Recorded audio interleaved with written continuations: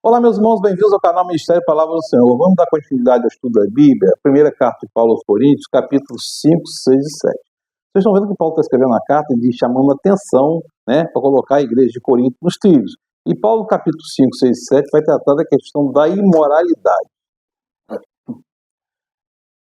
Imoralidade da igreja, que era uma igreja nova, nascente, mas num local complicado. Por toda parte se ouve que há imoralidade entre vocês. Imoralidade não ocorre nem entre os pagãos, ao ponto de um de vocês possuir a mulher de seu pai. E aqui não é a mãe, aqui é a madrasta, tá? Quer dizer, nem entre os pagãos, O orador romano Cícero declara que o incesto, meu irmão, era praticamente desconhecido na sociedade humana. E quando fala que é a mulher de seu pai, não é a madrasta, não é a mãe, tá? Vocês estão orgulhosos, não deviam, porém, estar cheios de tristeza por estar da comunhão aquele que fez isso. Paulo não é condescendente nesse sentido. Expulsar, mas não abandoná-lo. Expulsar no sentido de tirar do meio para não contaminar outros, não dar mau exemplo, mas exortá-lo sempre no caminho do Senhor. Expulsar da comunhão da igreja. Apesar de não estar presente fisicamente, estou com vocês em espírito. Já condenei aquele que fez isso, como se estivesse presente. Quando vocês estiverem reunidos em nome do nosso Senhor Jesus Cristo, estando eu com vocês em espírito, Paulo é em espírito, o espírito dele lá, estiver em espírito, estiver em pensamento lá, Estando presente também o poder do nosso Senhor Jesus Cristo, entregue esse homem a Satanás para que o corpo seja destruído, seu espírito seja salvo no dia do Senhor. E aqui, meu irmão, minha irmã, está expulsando da igreja, deixar de fora no mundo, no território, para ver se ele penando lá, sendo castigado pelas consequências dos atos, sendo exortado pelos irmãos crentes, ele se arrependa. E embora o corpo dele possa ser destruído, é melhor você perder o corpo que ser destruído aqui do que perder a salvação. É o que Paulo está falando. O orgulho de vocês não é bom. Vocês não sabem que um pouco de fermento faz toda a massa ficar levedada? Livre-se do fermento velho para que sejam massa nova, sem fermento, como realmente são. Pois Cristo, nosso Senhor, nosso Cordeiro Pascal foi sacrificado. E que Paulo faz uma lesão à Páscoa, o Cordeiro sacrificado, e se come na Páscoa pão sem fermento, no processo do Seder, que é o jantar, a ceia de Páscoa, Por isso, ele vai falar, celebramos a festa não com o fermento velho, mas nem com o fermento da maldade e da perversidade, mas com os pães sem fermento, os pães da sinceridade e da verdade. Meu irmão Paulo está dizendo aqui, arrependimento, conversão é no coração. Confessar Jesus Cristo, arrepender-se de coração, para se tornar criatura nova, pessoa nova, Transformação que o Evangelho causa, a Espírito causa, a pessoa sinceramente transformada, ou seja, é preciso, a conversão não é uma emoção, a conversão é uma mudança, é um nascimento, um novo nascimento. A conversão é o arrependimento, tirar aquela roupa velha e colocar uma roupa nova, Já lhe disse por carta, vocês não devem associar-se com pessoas imorais. Com isso não me refiro aos imorais deste mundo, nem aos avarentos ladrões. Se fosse assim, vocês precisariam sair desse mundo. Mas agora estou escrevendo, não deve associar-se qualquer um dizendo-se irmão seja imoral, avarento, caluniador, alcoólatra, ladrão. Não está falando pessoal do mundo. Está falando pessoal da igreja. Mais uma vez, que a carta é para a igreja, não é para o mundo. Mais uma vez, está falando dentro da igreja. Está acontecendo isso dentro da igreja, meu irmão, minha irmã. Porque a gente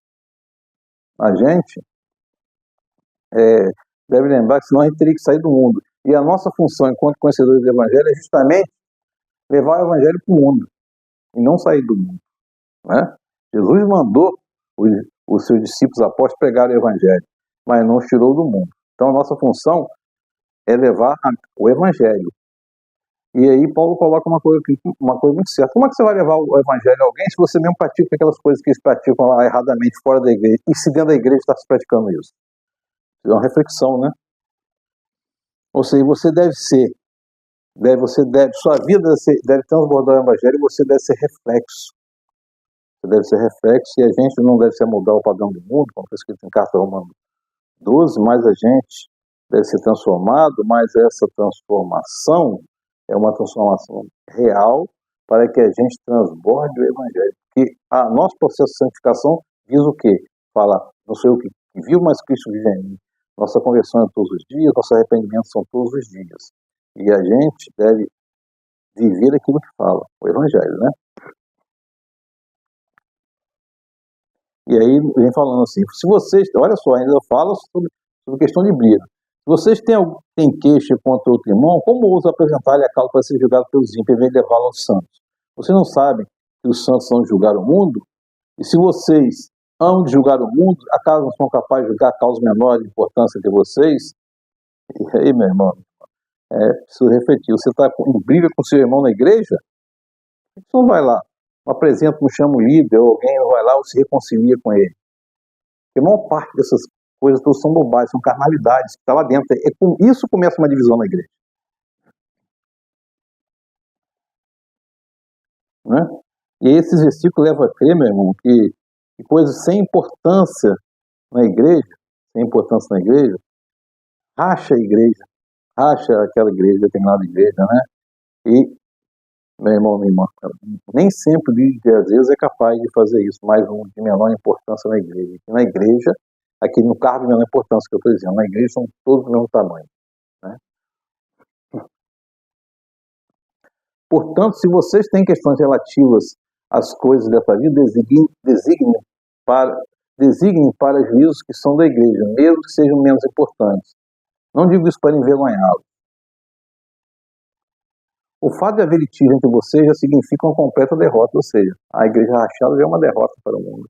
O evangelho, a igreja só avançou porque os cristãos naquela perseguição de Nero, no Coliseu de Roma, na mortandade, todos estavam unidos no propósito, ninguém rejeitava Cristo.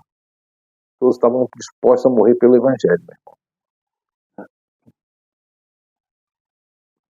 Porque não preferem sofrer prejuízo. De fato, a litígio entre vocês significa uma derrota, uma completa derrota. Por que não preferem sofrer injustiça? Por que vocês não preferem sofrer o prejuízo? Em vez disso, vocês causam injustiça e prejuízo. Isso contra irmãos. E outra vez, né? Vocês não sabem que os perversos não herdarão o reino de Deus? Olha só. Perverso na igreja e perverso fora da igreja. Né? E vai falar do perigo da imoralidade também. Tudo me é permitido, mas nem tudo me convém. Tudo me é permitido, mas não deixarei de nada me domine. E aí, é interessante que ele fala assim, vocês não sabem que aquele que se une a uma prostituta é corpo com ela? Pois como está escrito, os dois serão dois numa só carne, mas aquele que se une ao Senhor é um espírito com ele. Cuide da imoralidade sexual, todos os pecados que alguém comete fora do corpo, os comete, mas quem peca sexualmente, peca com o seu próprio corpo. Por que Paulo está falando isso? Porque Paulo declara que nós somos templo do Espírito Santo. E quando ele fala da prostituta que se une a uma só carne, ele não está falando da prostituta que pode se arrepender, como muitas se arrependeram, como adúlteros se arrependeram, e acontece isso até hoje. Ele está falando da união da prostituta, aquela prostituta em que a pessoa mantém relações com ela como prostituta, e ela não se arrepende, e o ato sexual com a prostituta o torna também tão impuro quanto a prostituta. Percebe? Não está falando de deixar a prostituta fora da igreja, não é isso. Todos têm. Jesus morreu por todos têm salvação, mas aquela prostituta que não se arrependeu, ainda se prostituiu com uma pessoa da igreja, aquela pessoa está contaminada, está sendo prostituída junto com a prostituta, meu irmão, minha irmã. E aí é preciso conversão, arrependimento, né? Porque de alguma forma você também se prostituiu e explorou aquela prostituta. E aí Paulo vai falar acerca do casamento. Quanto aos assuntos sobre os quais vocês escreveram, é bom que o homem não toque em mulher. E aí, quando fala esse não toque em mulher, meu irmão, está falando da mulher fora do casamento. Não está falando da mulher dentro do casamento, está falando da mulher fora do casamento. Questão de adultério e prostituição mesmo. Mas por causa da imoralidade, cada um deve ter sua esposa, cada mulher seu próprio marido. O marido deve cumprir seus deveres conjugais para com a sua esposa e da mesma forma a mulher para com o seu marido. A mulher não tem autoridade sobre o seu corpo, mas sim o marido. Da mesma forma, o marido não tem autoridade sobre o seu corpo, mas sim a mulher. Está falando aqui de fidelidade, está falando do casamento, está falando de fidelidade aqui. Não está falando de adultério, de poligamia, de nada disso. Tá? Porque Deus condena isso. Gostaria que todos os homens fossem como eu, mas cada um tem seu próprio dom da parte de Deus. Paulo está falando aqui em relação ao casamento. Porque quando a questão do celibato é uma opção, mas você deve ser fiel ao seu celibato. Né? Deixou esse celibatário e foi se envolver com prostituta. Melhor se ficasse no celibato. Né? Digo, porém, aos solteiros e viúvos, é bom que permaneçam como eu, mas se não consegue controlar-se, deve-se casar-se, pois é melhor casar do que ficar ardendo de desejo. Meu irmão, o sexo é uma coisa sagrada, não é pecado nenhum. Pecado está na traição, na infidelidade, em adultério, sexo, prostituta, né? E quando uma mulher ou um homem que se prostituiu se arrepende, eles não são mais prostitutas, se arrependeram, foram salvos. Preciso entender isso, tá? Para não sair por aí condenando todo mundo, até porque não cabe a você julgar ninguém. Se uma mulher tem um marido descrente e se dispõe a viver com ela, não se divorcie dele, pois o marido descrente é santificado por meio da mulher, e a mulher descrente é santificada por meio do marido.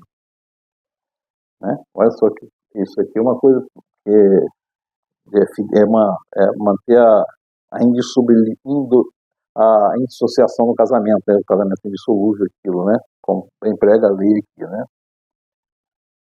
Foi alguém chamado sendo já circunciso? Não desfaça a sua circuncisão. Foi alguém chamado sendo circunciso? Não se circuncide. A circuncisão nada significa, a circuncisão nada é. O que importa é obedecer os mandamentos de Deus. Cada um deve permanecer na condição em que foi chamado para Deus. Foi você sendo chamado, sendo escravo, não se incomode com isso, mas se você puder conseguir a liberdade, consiga. Meu irmão, minha irmã, e Paulo está dizendo aqui que importa para Deus não são os ritos religiosos, o julgamento que a gente vai fazer dos outros, a nossa pretensão de ser melhor que alguém. Nós não somos melhores que ninguém. Nós somos pecadores, com uma diferença. Nós somos salvos e convertidos. E Paulo está dizendo aqui é que o coração, nada disso importa. A lei, você seguindo a lei ou não seguindo a lei, circuncisão ou circuncisão não salva ninguém. E na igreja não salva ninguém. O que salva é o coração arrependido e convertido. Que o Espírito Santo de Deus esteja sobre nós.